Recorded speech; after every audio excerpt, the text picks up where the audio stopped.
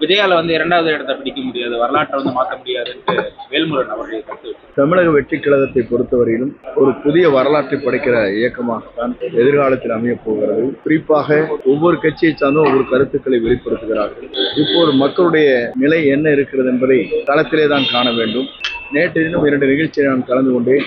ஆர்ப்பரித்து வருகிற மக்கள் அலை, வரவேற்பு கொடுக்கின்ற இளைஞர் இளம்பெண்ணுடைய நிலை, இதை காணுகிற போது முதலிடம் 2வது இடம் என்பது அல்ல, உலகத்திலே செல்வாக்கு மிக்க யார் என்பதை ஆய்வு ஒன்று நடைபெற்றிருக்கிறது. அதிலே பார்க்கின்ற போது முதலிடத்தை பெறுபவர் தமிழக வெற்றி கழகத்தினுடைய தலைவர் வெற்றி தளபதி தான் என்பதை புள்ளிவிவரங்கள் சொல்லிக் கொண்டிருக்கிறது.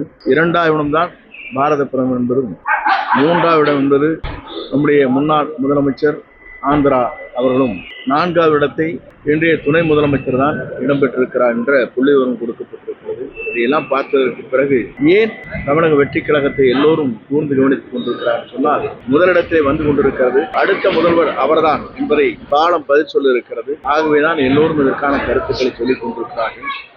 ஒன்றைய உங்களிடத்தை சொல்ல விரும்புகிறேன். 1.5 மாத காலத்திற்கு முன்னால் துணை முதலமைச்சர் உதயநிதி ஸ்டாலின் அவர்கள் சொல்லுகிற போது, இவரே 100 ஆண்டு காலம் பொதுச் செயலாளராக இருந்தால் எங்கள் பணிகளை நிறைவேற்றுவதற்கு சுலபமாக இருக்கும் என்று சொன்னார். அப்படி என்றால் இருவரும் ஒன்றாகத்தான் இருக்கிறார் என்ற பொருள்தான் இருக்கிறதே தவிர முதலிடம் 2வது இடம் என்பது அல்ல. இதை காட்ட ஒன்றை உங்களிடத்திலே சொல்ல விரும்புகிறேன். 20 ஆண்டு காலம் காங்கிரஸ், 30 ஆண்டு காலம் ஆட்சியில் இருந்தார்கள். அதற்கு பிறகு திராவிட முன்னேற்ற கழகம் ஆண்டு கொண்டிருக்கிற போது புரட்சித் தலைவர் அவர்கள் வெளியே வந்தவுடன் அவர்தான் தமிழ்நாட்டின் நிரந்தர முதலமைச்சர் என்ற வரலாற்றை படைத்தார். அதே நிலைதான் நம்முடைய வெற்றி கழகத்துடைய தலைவர் எல்லோரும் சொல்வதைப் போல அல்ல. நான் நேற்றைய தினம் மட்டுமல்ல, ஈரோடு நிகழ்ச்சியிலே பார்க்கின்ற போது,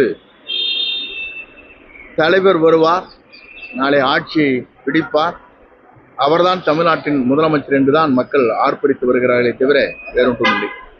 இது தமிழக வெற்றி கழகம் ஆக்கப்பூர்வ கட்சியாகவே இல்லை, ரசிகர் மன்றமாகவே தான் இருக்கு. ஒவ்வொருவரும் ஒரு கருத்துக்களை சொல்கிறார்கள். அந்த கருத்திற்கெல்லாம் நாம் பதில் சொல்வது சரியாக இருக்காது.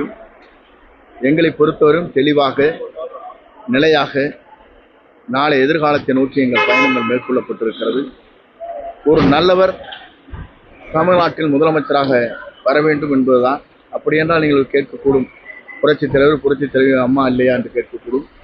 அவர்களுக்கு பிறகு இந்த நிலை உருவாக்கப்பட்டிருக்கிறது. 2 கட்சியும் வேண்டாம், புதிய ஒரு முகம் தேவை என்பதுதான் தமிழ்நாட்டுடைய இளைஞர்கள், இளம்பெண்கள், பெண்களும் சொல்லிக் கொண்டிருக்கிறார். குறிப்பாக உங்கள்கிட்ட கேட்டால் உங்கள் இல்லங்களிலே கூட தெரியும். உங்கள் குழந்தைய சொல்லிட்டு இருப்பாங்க, அப்பா இந்த முறை எங்களுக்கு கண்டிப்பாக விஜய்க்கு ஓட்டு போடணும்னு சொல்லியிருக்காங்க இல்லையா, உங்கள் வீட்டில் எல்லாம் சொல்கிறாங்க இல்லையா, ஒன்றும் பேச மாட்டேங்கிறீங்க, உண்மைதானே? அப்படி இருக்கிற போது மற்ற ஒரு கருத்திற்கு பதில் சொல்வது சரியாக இருக்காது. இப்போ இந்த ஜனநாயகன் படத்துக்கும் பராசக்திக்கும் ஒரு இது சொல்றதுக்காக இது தியேட்டர் கிடைக்கல அப்படிங்கிற மாதிரி. பொதுவாக ஒவ்வொரு திரைப்படத்தை வெளியிடுகிற போது வளர்ந்து வருகிற இயக்கத்திற்கு இது போன்ற தடைகள் வரத்தான் செய்யும். இப்போ அதிமுக வந்து வேற யாராவது முக்கிய புள்ளிகள் இந்த தமிழ் வெற்றி கழகத்தில் நான் தான் அன்றைக்கே சொல்லியிருக்கிறேன், பொங்கல் வரையிலும் பொறுத்துக் கொள்ளுங்கள், அதற்குள்ள எத்தனை பேர் வருகிறார் என்பதை நீங்கள் காணப்போகும். அதே போல ஓபிஎஸ் ஜிடிவி நீங்க சேருவாங்க அப்படின்னா பேச்சுவார்த்தை நடந்துட்டு இல்லை, அவர் சேருவார் என்பதல்ல, நம் கூட்டணி இடம்பெறுவார். இப்போ இந்த சிபிஐ என்கொயரி எந்த அளவுக்கு தேவைன்னா சென்று வந்தவர்கள் தான், ஒன்றும் அவரிடத்திலே நான் கேட்கவில்லை. அவர் வந்ததற்கு பிறகு நான் இங்கே கோவைக்கு வந்துவிட்டேன். ஆகவே என்ன நிலை என்பதை அவருக்கு அறிந்துதான் சொல்ல வேண்டும். இப்போ இந்த ஜனநாயகன் படம் பாடல் இசைவீட்டில் வந்து மலேசியாவில் பண்ணாங்க, அந்த பாதுகாப்பு நல்லா இருந்ததுங்க. தமிழ்நாட்டில் அடுத்த கட்ட பொறுப்பு பொதுவாகவே உலக வரலாற்றில் மலேசியா மண்ணில் இவருடைய கேசட் வெளியீட்டு விழா என்பது ஒரு வரலாறு படைக்கப்பட்டிருக்கிறது. குறிப்பாக பாரத பிரதமர் குடியரசுத் தலைவருக்கு மட்டும்தான் விமான நிலையத்திலிருந்து பாதுகாப்பு அளித்து சாலையிலே ரோட் ஷோ என்பார்களே, அது நடைபெற்றது முதல் முறையாக மலேசியா நடைபெற்றது. மலேசியா மண்ணில் 1 லட்சம் பேர் அங்கே இந்த நிகழ்ச்சிக்கு வந்தார்கள். மலேசியாவில் எப்போதுமே இட நெருக்கடி என்று சொல்ல இயலாது. டிராபிக் ஜாம் ஆனது 2 மணி நேரம். ஒவ்வொரு நாட்டிலிருந்து வந்தவர்கள், பக்கத்தில் இருக்கிற நாட்டிலே வந்தவர்கள் எல்லாம் வாகனத்தில் செல்வது 2 மணி நேரம் தாமதம் ஏற்பட்ட என்ற வரலாறும் அங்கே இருக்கிறது. இதே போல அரசு இதுல வந்து பல்வேறு போராட்டங்கள் ஆக்டிவிட்டியா பண்ணியிருந்தாங்க. நேற்று வந்து சலுகைகளை அறிவித்து பார்க்குறீங்க. என்னை பொறுத்தவரையிலும் முழுமையாக அதை தெரிந்ததற்கு பிறகு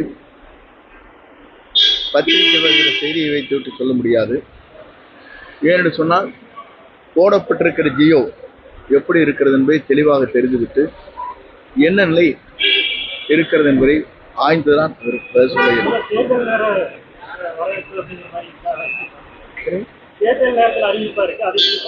மொத்தத்திலே இது தேர்தல் அறிவிப்பு தான். அந்த பல்வேறு கட்சிகள் வந்து தேர்தல் வாக்குறுதியை வந்து ரெடி பண்ணிட்டு இருக்காங்க. தமிழக வெற்றி கழக தேர்தல் வாக்குறுதி எப்படி ஒரு சிறந்து பாருங்க. ஜனநாயக ட்ரெய்லர் பார்த்தீங்களா? மிக எழுச்சியாக இருந்தது. அது ஒரு பெரிய மாற்றத்தை உருவாக்கும். அரசியல் தான் வந்து சினிமா இதில் கடைசி படம் அப்படிங்கும் போது அரசியல் சார்ந்த விஷயங்கள் எந்த அளவுக்கு எதிர்பார்க்கலாம்? திரைப்படம் வெளிவந்ததற்கு பிறகு மக்களை வியக்கத்தக்க அளவுக்கு இருக்கும். ஓகேங்க.